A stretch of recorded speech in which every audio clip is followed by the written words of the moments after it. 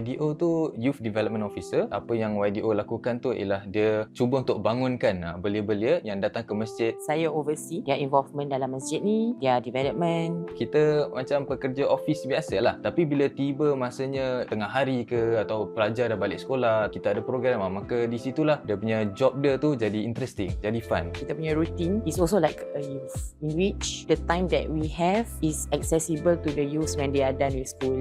Apa sahaja yang diinginkan oleh belia, kita boleh cuba kotakan lah. Kita plan for it dan kita buat sama-sama. Program yang pernah kita lakukan, kita pernah juga ke Vietnam. Itu semua dari sudut training. Our main core is spiritual guidance and Islamic learning. So contohnya Quran at the most basic, and it goes all the way to leadership skills, social skills and also mental and emotional well-being. Antara inisiatif yang masjid-masjid di Singapura adakan adalah Ramadan Youth Challenge. Dia actually program tahunan and dah lama exist lah. Bersama-sama dengan belia semua, kita akan lakukan pelbagai aktiviti. Antaranya juga ialah kita akan iftar dan juga solat tarawih bersama. Di samping aktiviti-aktiviti lain yang menarik yang mungkin tak pernah kita lakukan pun. To me, what I like the most when it comes to youth work is its flexibility, and the needs of the youth change from time to time. Their ideas, approach to solving masalah ataupun addressing certain things is raw and fresh. Derang dah macam komuniti yang kecil kan, kita bersama, dah banyak liku-liku kita hadapi bersama kan. Dan juga saya rasalah kan, dia lebih kepada amanah. Masjid, responsibility of everyone. In the future, they are the ones yang going to be in the mosque leadership. Perlu sangat untuk belia kita berkecimpung dalam aktiviti-aktiviti masjid. Pakcik-pakcik di masjid asyik katakan,